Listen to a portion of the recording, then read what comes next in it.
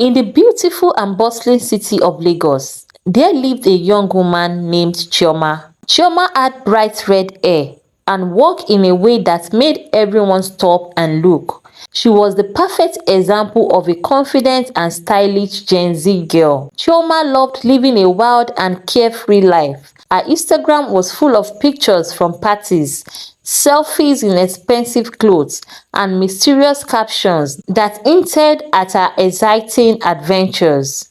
Chioma life was all about parties, meeting new people, and short-lived relationships. She surrounded herself with friends who thought the same way. They had a motto: YOLO, you only live once.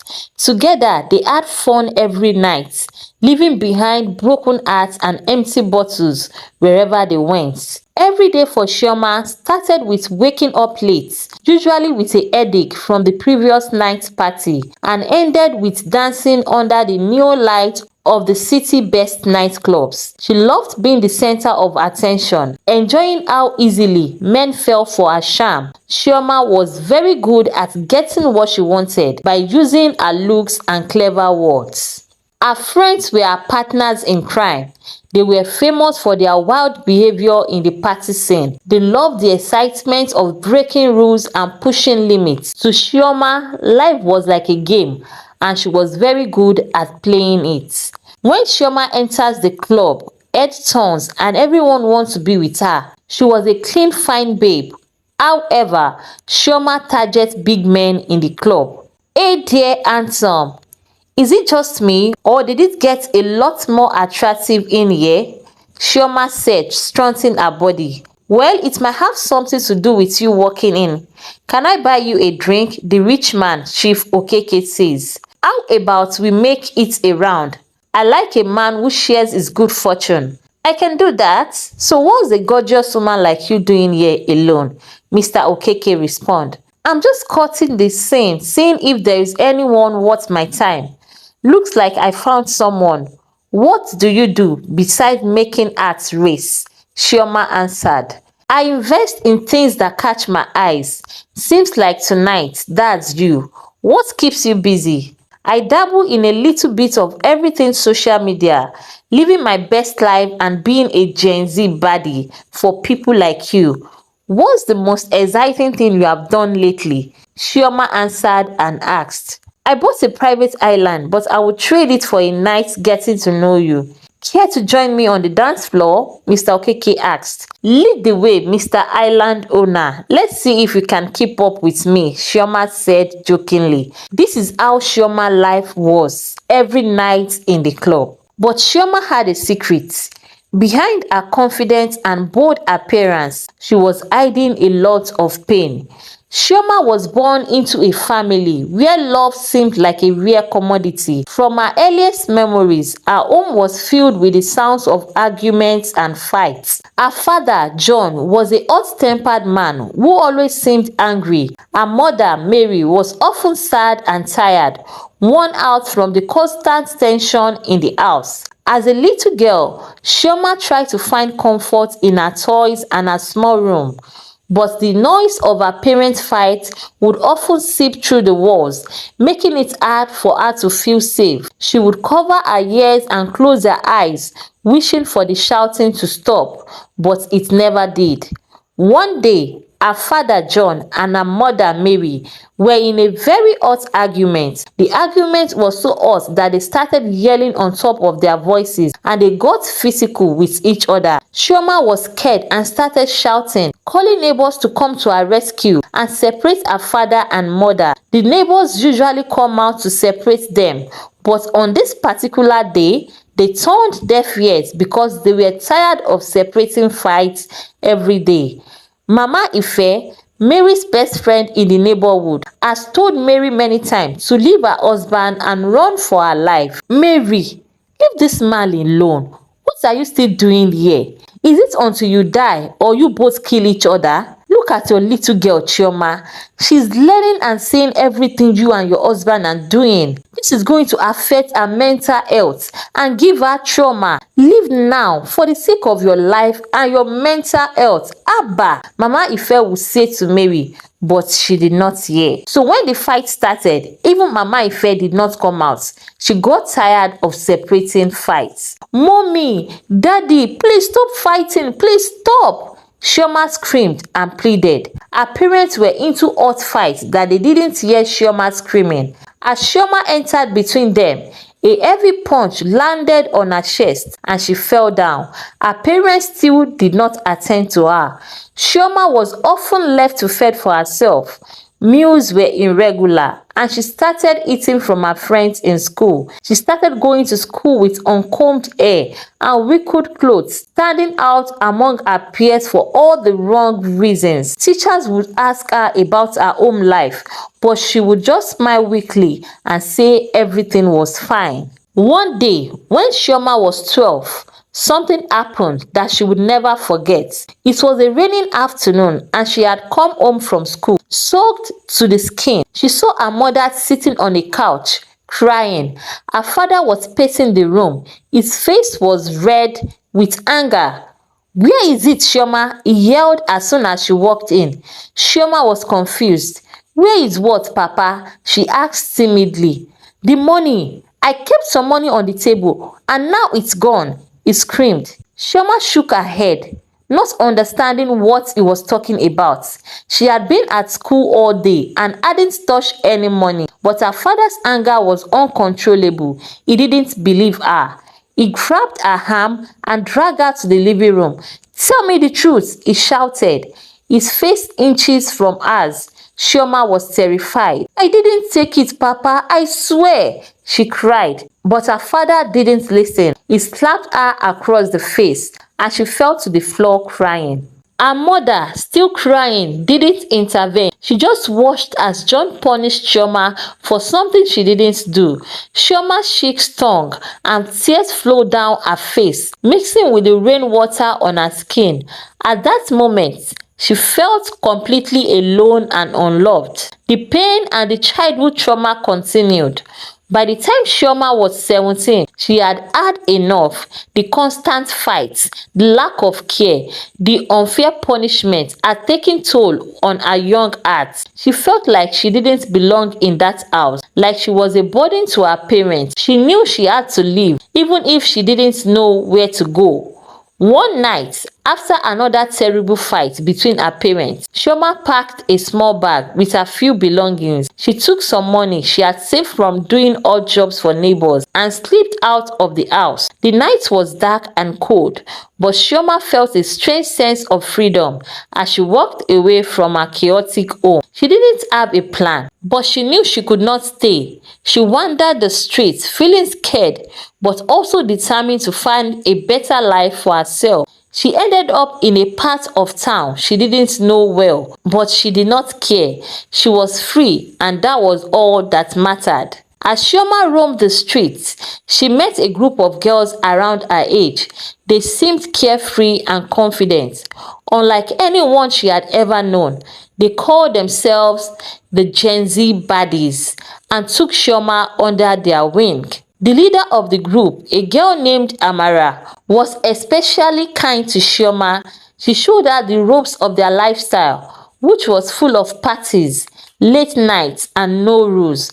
For the first time in her life, Chioma felt like she belonged somewhere. The girls lived together in a small apartment, pulling their money by living promiscuous life to make ends meet. They partied hard and lived without a care in the world. Chioma adopted their carefree attitude, enjoying the freedom she had never known at home.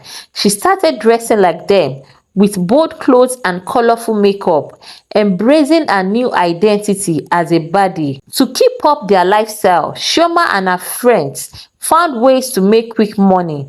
They charmed rich men into buying them expensive gifts and paying for their needs. They went to fancy places, targeting wealthy people with their good looks. One big scheme was sneaking into a high-profile event at a luxury hotel. Dressed in borrowed or stolen designer clothes, they pretended to be rich socialites. They drank expensive champagne and mingled with important people. They left with stolen valuables and cash, feeling thrilled by their success. Despite the fun and freedom, Chioma couldn't shake the feeling that something was missing. Her new life was exciting, but it was also dangerous. The girls often got into trouble, and Chioma found herself in situations that made her uncomfortable. One night, after a white party, Chioma was feeling especially down and drunk. She stumbled out of the club looking for a way to get home. As she stood on the sidewalk trying to gather her thoughts, a sleek black car pulled up next to her. The window rolled down and a man with charming smile leaned out. "Hey, need a ride?" he asked. Chioma hesitated for a moment, but then nodded. She was too tired and intoxicated to think straight. She got into the car and the man introduced himself as Tony. He was smooth and confident, and Chioma felt a strange mix of attraction and fear. Tony drove her away from the club and they talked briefly. Chioma quickly realized Tony was not just any ordinary man. His expensive car, designer clothes, and the way he talked about the city's nightlife hinted at something deeper and darker. But Chioma was too tired and tipsy to care. Over the next few days, Tony kept in touch with Chioma. He showered her with gifts and took her to fancy places. Chioma enjoyed the attention and luxurious lifestyle. But soon, Tony started asking her for favors. "I need you to deliver a package for me," Tony said one evening, handing her a small sealed bag. "Just take it to this address. It's easy money." Chioma was hesitant, but Tony reassured her it was harmless and had also promised her a huge amount of money. She needed the money and liked the excitement, so she agreed. The first delivery was simple enough. She dropped off the package at a rundown building in a sketchy part of the town. The person who received it didn't ask any question. Tony continued to give Chioma more deliveries. At first, they seemed harmless, but soon she realized she was delivering drugs. The people she met were shady, and the places she went to were dark and dangerous. Chioma's unease grew, but Tony's charm and the money kept her going. One night, after a particularly risky delivery, Chioma confronted Tony. "I don't want to do this anymore," she said, her voice shaking. Tony's expression changed instantly. He grabbed her arm tightly and leaned in close. "Listen to me, Chioma. You don't get to quit.